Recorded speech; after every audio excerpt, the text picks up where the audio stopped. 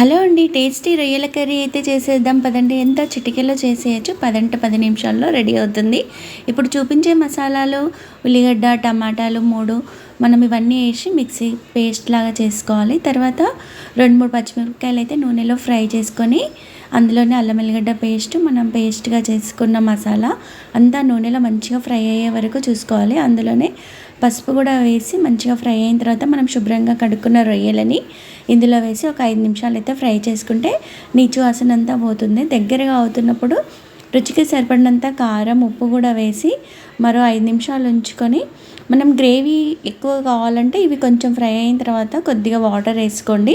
ఫ్రైలాగా ఉండాలి అనుకుంటే మీరు వాటర్ వేయకపోతే సరిపోతుంది. ఒక్కసారి ట్రై చేయండి. మనం ఇందులో గసగసాలు మసాలాలు అన్నీ వేస్తాం కదా, స్పైసీగా టేస్టీగా చాలా బాగుంటుంది. తప్పకుండా వండుకొని ఏ విధంగా వచ్చిందనేది కామెంట్లో తెలియజేయని ఉంటాను మరి.